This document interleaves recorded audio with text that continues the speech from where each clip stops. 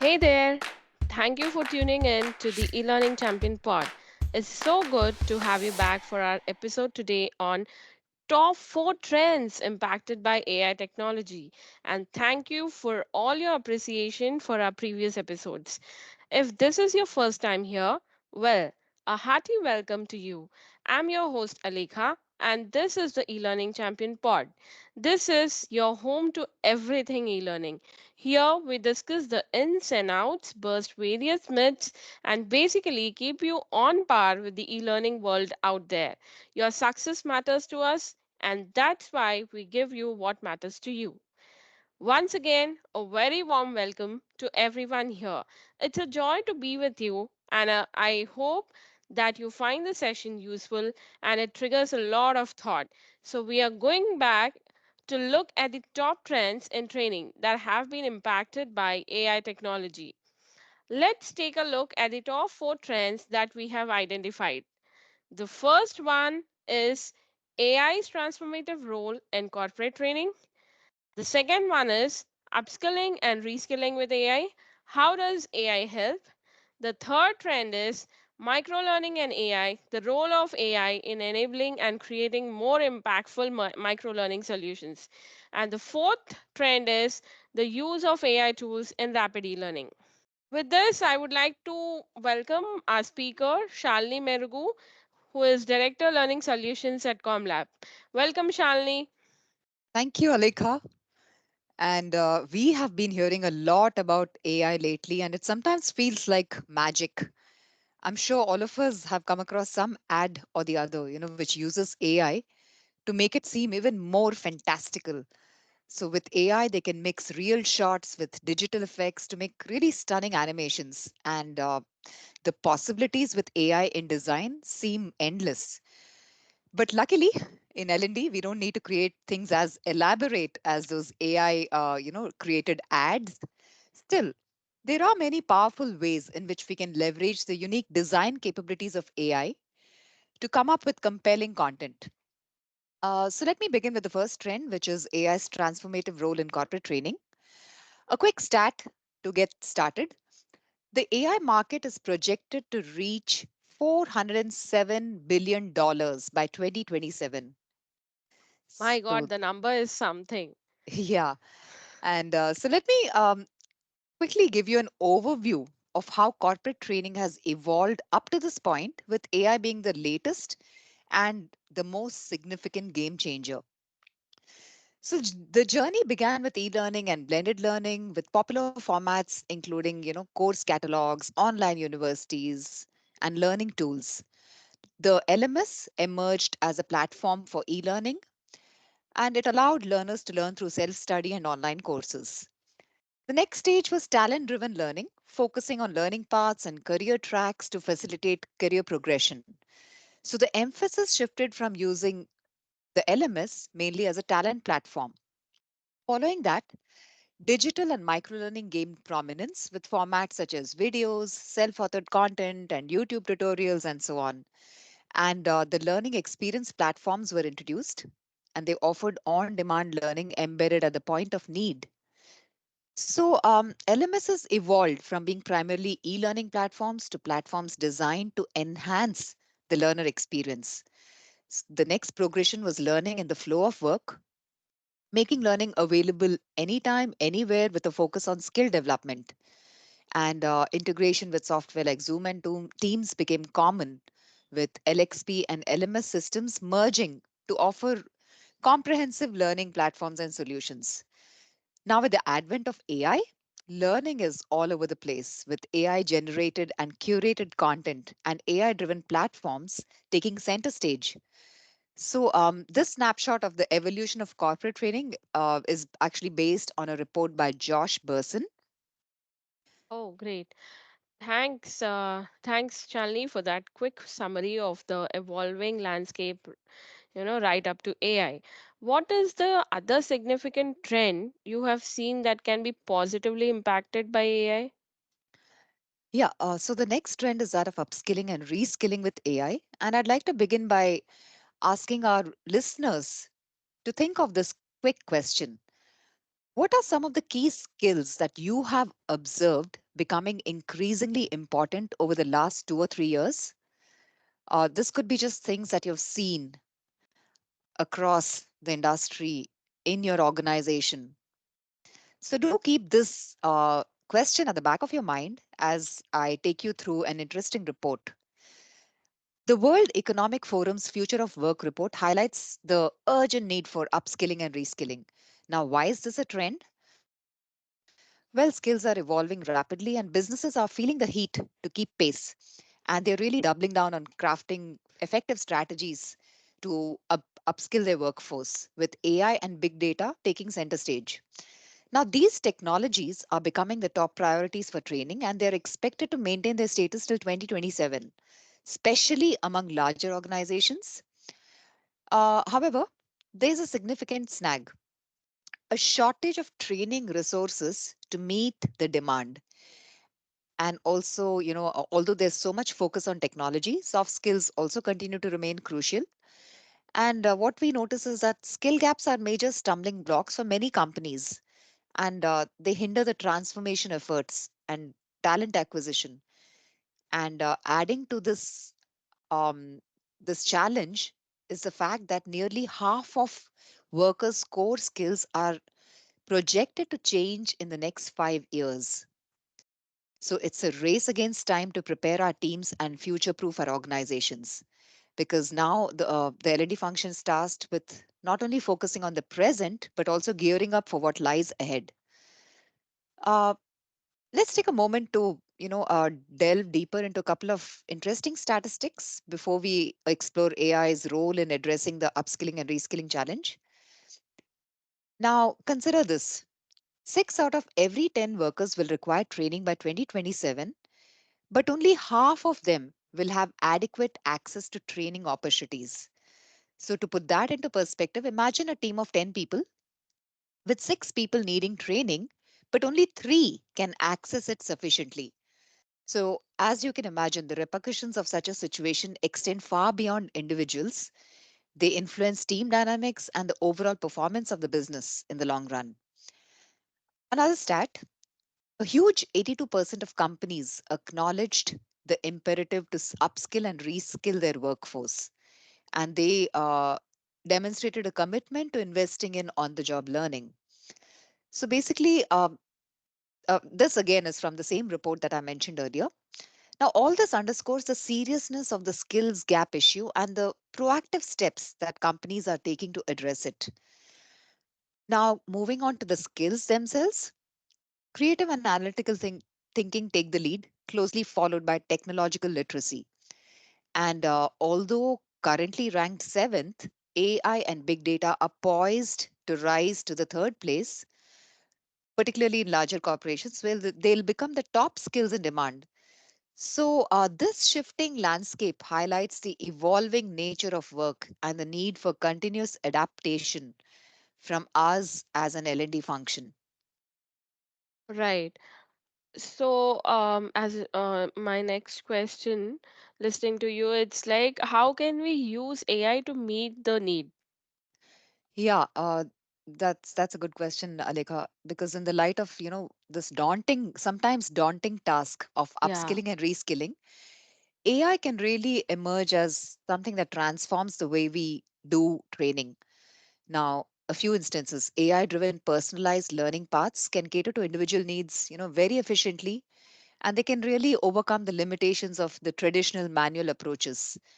And adaptive learning, again, enabled through AI, further enhances this experience by dynamically adjusting content based on learners' individual performance.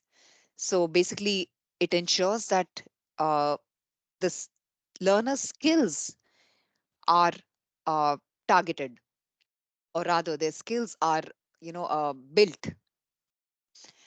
And also we have now AI powered chatbots that offer on demand support, and they provide a very interactive personalized learning experience to learners, and they mimic human interaction because these chatbots also have a persona, so it doesn't feel like you're interacting with a machine. You feel you're yeah, interacting with somebody, a live person out there. Yeah, actually, I would like to share one experience. Now, the online, Swiggy and all those are also using this technology as part of resolving the customer queries. Right. So, how important a customer is, and they are using the chatbots, to resolve their customer issues. Yeah, That's yeah. actually a great, True. invention. True, true. And also, these are especially useful when we think of policies, procedures, a lot Yes, of that content, yes, where which learners really need quick answers to, yeah, can be very effectively handled by these chatbots.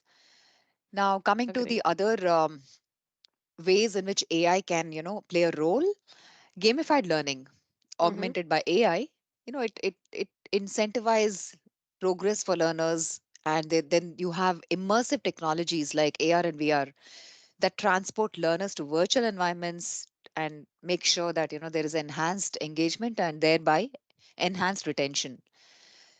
And when it comes to data and data driven decision making, to be precise, AI's insights enable organizations to identify emerging skill needs and gaps, and this can inform our future strategies and also minimize wasted resources. And scalability becomes effortless with AI driven tools because they can facilitate growth without uh, prohibitive linear cost increases. And finally, AI driven skill assessment and feedback, they can offer immediate detailed insights and guide learners towards continuous improvement.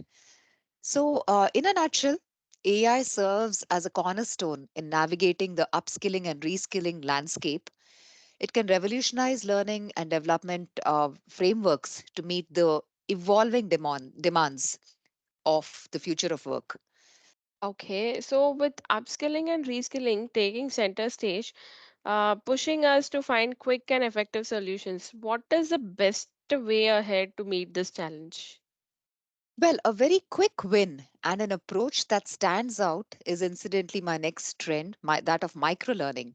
So, microlearning paired with AI is really gaining traction as a key trend in tackling this challenge because it's all about flexibility. You can use micro learning to adapt to different contexts, helping employees boost their performance and in turn, benefiting the organization as a whole. Its flexibility can be leveraged in various ways. And as the name indicates, micro, it's small and focused on one objective. And as with any other learning initiative, it focuses on the acquisition of new knowledge, skills, and abilities. And again, the outcome is always enhanced performance, which will eventually help in generating the desired results. But before we dive into deciding on whether microlearning is the format of our learning solution, I'd like to lay the groundwork. We need to be really crystal clear on our organizational goals, the desired performance to meet those results, and derive the specific performance based learning objectives from them. And thereby, ensuring that everything is aligned. And the beauty of microlearning is that it's there exactly when you need it, speeding up learning and making it more efficient. So, while traditional training formats do have their advantages, microlearning really gives you a fresh approach because of its bite sized nature, which boosts engagement. And it's a win win situation for employees. It saves time and keeps them engaged, while organizations benefit, from the cost effectiveness and an important thing, their agility in responding to change. Because they no longer have to wait for long, lengthy learning solutions to be rolled out. Because when you're in the midst of change, you want something quick to be rolled out Yeah, to help learners hit the ground running. And this is where microlearning has a distinct advantage over some of the other formats. yeah, Now, as I mentioned earlier, it helps if we have the foundation solidly in place for microlearning. Because sometimes, there is a tendency for us to rush into something and predetermine the format that we want our solution to take without rigorously following the steps of ensuring that our desired business results, the desired performance, and the performance driven learning objectives are all aligned. So, this is something that would be the first step And it's only after this can we decide on whether microlearning is indeed, excuse me, the ideal solution. And of course, we always need to keep the kind of content, the learners, the learning environment, the learning objectives, and all of these in mind before we dive into finalizing on this approach. So basically, what I want to say is the same level of rigor and diligence applies to microlearning as it does to other traditional e-learning or ILT formats. Mm-hmm. So that's actually a good reminder, Shanley. So can you throw some light on why microlearning is so popular? Yeah, so as I mentioned earlier, you know, it enables us to deliver solutions just in time, and learners can really address, plug in specific needs. Learners can efficiently address specific needs and accelerate their time to proficiency. In many cases, microlearning proves more effective than attending ILT sessions or lengthy online courses because of its streamlined nature. And of course, you don't have the logistical, complexities that go with some of these in-person events. That said, I'd like to still emphasize that traditional training methods like instructor-led training or e-learning still hold value. Now, I'd like to just very quickly touch upon a few strategic advantages for both employees and organizations when it comes to microlearning. So, as I mentioned earlier, microlearning promotes time efficiency.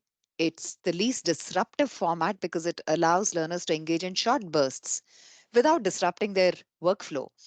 And this makes it high, this because of this accessibility, learners are more likely to engage with it and more likely to complete it and more likely to retain what they've learned. And it's a viable option for organizations looking to optimize their training budgets. And microlearning also, in summary, I'd like to just say that it plays a very critical role in providing agile and efficient training solutions tailored both to the needs of modern learners and organizations. And another significant win for the organization is scalability. This becomes, particularly relevant when discussing AI-driven tools for aiding in the design and development of microlearning, and also, of course, when it comes to any other formats. So, microlearning solutions lead because of their ease of use. These formats are more widely adopted, and learners have a higher sense of satisfaction that, in the long run, contributes even to retention. So these are significant advantages, and this is why it's very popular. I'd like to just touch upon a couple of formats in which we can develop microlearning in. So we have animations, we have interactive resources like PDFs, we have infographics, we have standalone concept maps, we have videos, and so on. So the thing is, how do we decide what is the most appropriate digital delivery option? And what I mentioned are just a couple of examples, and we need to just mix and match and apply our creativity and ingenuity for us to come up with a blend of these. So that's something we need to keep in mind. Okay, when you talk about various digital assets, can you share something on the role of videos? Oh, yes. In fact, when we talk about microlearning, we tend to think of video based learning to, a, to a great extent because most videos are of short duration. And, if you think back about the videos you've watched in the last 1 week, you'll notice that I'm sure we all have have taken quick bursts of learning through micro learning videos. It could be something informal learning. I'd like to share some statistics that highlight the transformative role of videos in this digital age. So, firstly, there are approximately 1 billion hours of daily content consumption of YouTube videos, and that tells you about the widespread popularity of this visual medium. Secondly, nearly 88% of companies utilize video based trainings according to a training industry report. And this percentage is likely to increase further by 20, in the days ahead. And Research by 3M corporations shows that the brain processes visuals 60,000 times faster than text. And that really underscores the power of the visual content, which you have through videos. And lastly, Forrester research indicates that employees are 75% more likely to watch a video than to read documents, emails, or articles. So basically, all these statistics collectively underscore the significant impact and popularity of videos as a training tool. Interesting. What are the kinds of videos one can use for learning? So, yeah, that's a good question. We have categorized video types into five approaches. You have Mm-hmm. explainer videos used to teach concepts and so on, how to videos for step by step instructions and procedures and so on. These are very popular for product and software training. Then we have demo videos which showcase products or services in action, almost like live sessions. And then simulation videos which explain software processes, and finally, interactive videos which allow learners to engage with the content. And these typically include assessments or quizzes within the video itself. So this interactive approach ensures that the learners are not just passively viewing a video. Now, this is one thing I forgot to mention. Coming back to why microlearning is popular. One huge reason for its popularity is its effectiveness in combating this forgetting curve. So, if you think about it, almost half of newly learned information or knowledge is lost within days or weeks unless it is reviewed. So, we can all relate to this experience, recalling, how we retain only a fraction of what we learned within a short time frame. And the same thing applies to our learners. So, viewing learning as a continuous active process will prompt us to implement reinforcement and refresher activities, thereby making sure that learners don't slip down the forgetting curve over time. So, through microlearning, we can efficiently deliver refresher and recall activities at spaced intervals. For instance, if you launch a training in week one, you can provide a quick refresher on a portion of it in the following week, and so on. So, this ability to reinforce learning over time is another main reason for the popularity of microlearning. Now, one thing I'd like to further mention here is that, when we think of microlearning, we tend to think in terms of microlearning content. Now, the impact and effectiveness of microlearning significantly increases when it's used for assessments, because testing is the quickest way to prompt learners to recall information. It provokes them to think, and it helps them to recall what they learned previously. So, microlearning assessments can be a very powerful tool in combating this forgetting curve by continuously supporting learners with recall and testing activities. So, an example of this is a micro challenge which can be rolled out to learners, which provides immediate feedback once a learner attempts it and submits their response. And this feedback can also be followed by detailed explanation to learners. And also, there are micro learning platforms like QStream, for instance, through which we can also offer recommendations and links to training resources for further review. And this ensures that learners stay on top of their learning objectives and quickly review the necessary content. Now, not only can these AI driven, these kind of micro learning platforms uniquely combine micro learning assessments along with access to learning content, but they can also build in friendly competition by giving learners a gamified experience. So you take a micro learning challenge and then you pop over and you see the dashboards where you can see how other learners are doing. So people get rewards, they get points, and that sets up, that motivates learners to engage with the content. And as I mentioned, the element of friendly competition really helps boost engagement. So overall, I'd say that microlearning and AI complement each other by facilitating content creation, speeding up the design and development process, and also driving recall through assessments.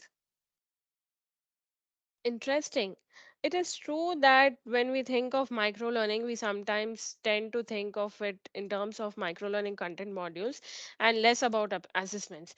Now, can you share something about how AI driven tools really help us meet the challenge that we looked at earlier of upskilling, reskilling, and how do we use them for creating micro learning assets?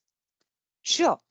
So, I'd like to, you know, l- identify 10 great AI tools that we can use for corporate training. So, when it comes to content, we have ChatGPT and all its counterparts. Now, using this, we can refine our learning objectives, we can create content summaries and generate scenarios, uh, which are not which are useful not just in e-learning but also for instructor-led training, in terms of group activities and tasks. So tools like ChatGPT can be leveraged in this context. In terms of graphics, we have tools like Midjourney and Canva, which create amazing graphics based on custom prompts. So Midjourney and Canva are known for their ability to produce visually appealing and informative graphics, and all this can be done in a fraction of the time it would take for a visual designer or a graphic designer to actually start develop them without the use of AI. And then we have tools like Stability AI, which stand out for generating graphics and videos both. And they again provide a holistic visual experience for learners. Now, since we also talked about videos, I'd like to mention two very popular video development tools which are AI based: Go and Synthesia. These use AI driven, these are based on AI, and they truly bring in cost and time efficiencies. And they offer a wide range of features for creating dynamic and engaging video content. And when it comes to quizzes and assessments, we have tools like QuizBot and Prep AI. They can really streamline the process of creating assessments and generating question banks that are truly aligned with the learning objectives. So basically, they handle the heavy lifting, allowing trainers to focus on refining these quizzes and assessments further. And they also offer customizable options for designing quizzes. In fact, you can even specify the Bloom's level at which you want a certain quiz. Now, when it comes to presentations, Dectopus AI creates beautiful presentations based on custom prompts. So it simplifies the process of creating very visually appealing presentations, and this frees up the trainer's time to focus on delivering engaging content. And it offers a lot of variety of templates and design options, making it very easy to create very professional looking presentations for training. Finally, I'd like to mention the tool called Repurpose.io, which generates social media content. And this can be used to, generate content that can be used to build excitement and anticipation among learners for upcoming training sessions. And again, this has a wide range of features such as graphics, videos, interactive elements. So using this, trainers can create, L&D professionals can create buzz around training events and encourage participation from learners. Now, these are just a few of the tools. Of course, there are whole lot of tools out there. At ComLab India, we utilize tools like Go, Synthesia, ChatGPT, QuizBot to enhance our training programs. And we have found that they really bring in a lot of efficiency and help us to deliver creative and effective learning experiences. Right, absolutely. So we can integrate the use of AI tools all along the design and development process. Precisely. So, I'd like to talk about them in the context of agile design and development. The initial step, as with any other, initi- i- initiative, involves identifying the learning objectives and content requirements. Now, even when it comes to this phase, AI can play a key role in refining these and even generating possible outlines based on the identified objectives. And then this next step would be, thorough research to determine what are the AI tools you would require to fulfill the current training requirement. Now, as I mentioned earlier, there are a lot of AI tools. Each has its own distinct features and purpose. Uh, so this is an opportunity for us to deliberate and select the most suitable tools tailored to our very specific needs. So once the selection process is done, we can move on to the next step, which involves designing the course structure and learning activities for our courses to ensure that they are interactive and very engaging. Now, and the final step, of course, is testing, pilot testing, and refining our solution based on feedback, which is garnered through these pilot tests. Now, while a lot of tools exist, I had highlighted a couple of them here for content creation purpose. For instance, ChatGPT and its counterparts excel in content creation, and Well Said Labs offers quality voiceovers. And as I mentioned earlier, Midjourney simplifies graphic creation with its rapid output based on custom prompts. And Beyond Go, Synthesia stand out for their animated video production capabilities. And they really give you a lot of creative freedom and result in higher learning engagement and adoption, which eventually ladder up to higher ROI. I'd like to just go into a little detail here. Tools like Synthesia really offer very realistic AI avatars. If I'm not mistaken, there are 120 such avatars or talking heads. So, this is a great substitute for an in person facilitator and are hugely popular, especially when it comes to content in certain areas. And users can select from various narrators depending on their preferences and add a personal touch to the content. So, this tool not only replicates in person classroom experiences, but it can also lead to, as I mentioned, higher engagement. Now, to conclude, the integration of AI tools into agile design and development processes offer a lot of scope for efficiency and process improvements and cutting down the time taken, and they not only streamline content creation but also contribute to better learning outcomes and eventually business results. Yeah, absolutely. So, considering the current emphasis on AI-driven platforms and tools, it makes us wonder, what's our role here? How can we make the most of it? Any recommendations for that?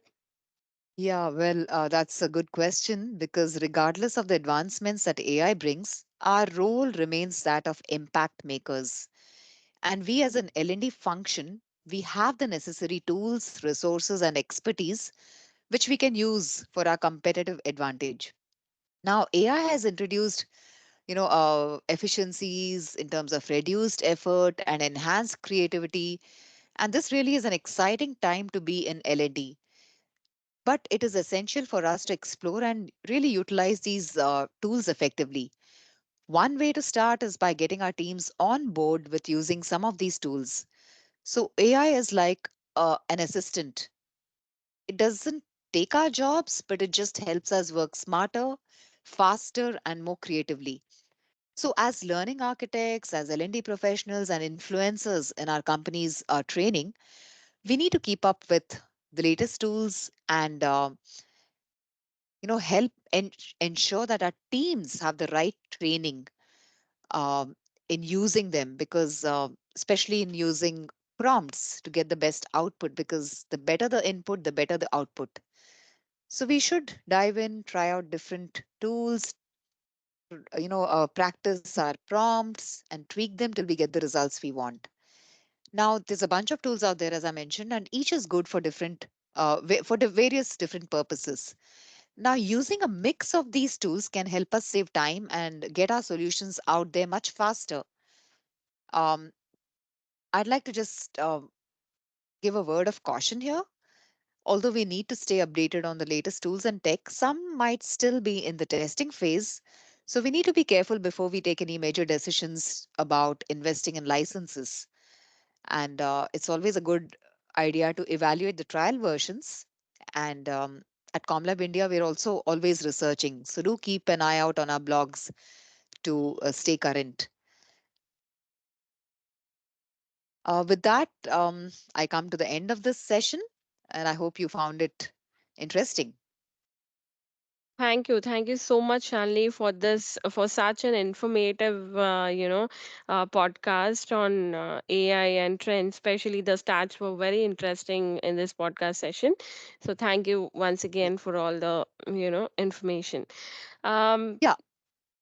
Uh, Thanks, Aleka. I would just like to mention one quick thing before I end this session. sure. Uh, we have a very exciting event, a virtual learning event for L&D professionals called Learn Flux.